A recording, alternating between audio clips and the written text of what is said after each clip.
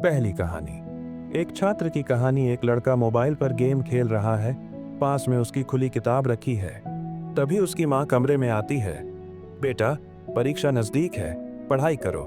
माँ, थोड़ी देर बाद पढ़ लूंगा, अभी बहुत समय है। लड़का फिर से मोबाइल में व्यस्त हो जाता है। कुछ दिन बीत जाते हैं। परीक्षा का दिन आता है। लड़का परीक्षा हॉल में बैठा प्रश्न पत्र देखता है और घबरा जाता है। उसे उत्तर याद नहीं आते। समय समाप्त होने की घंटी बजती है और वह निराशा में पेपर जमा कर देता है। कुछ दिनों बाद रिजल्ट आता है।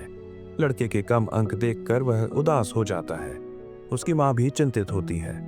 दूसरी कहानी। एक बिजनेसमैन की कहानी। एक बिजनेसमैन लैपटॉप के सामने बैठा है, लेकिन काम करने के बजाय दोस्तों के साथ गप्पे मार रहा है। तभी उसका फोन बजता है। एक जरूरी क्लाइंट का कॉल आता है।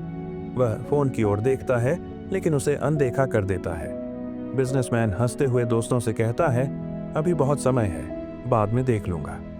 कुछ दिनों बाद बिजनेसमैन को पता चलता है कि उसका बड़ा प्रोजेक्ट किसी और को मिल गया है।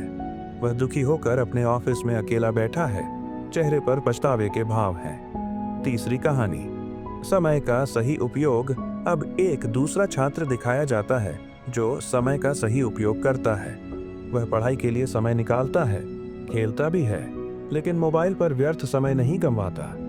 परीक्षा के दिन वह आत्मविश्वास से भरा हुआ प्रश्न पत्र हल करता है। रिजल्ट आने पर उसे अच्छे अंक मिलते हैं और उसके माता पिता खुशी से झूम उठते हैं। वही बिजनेसमैन अब समय का सही उपयोग कर रहा है।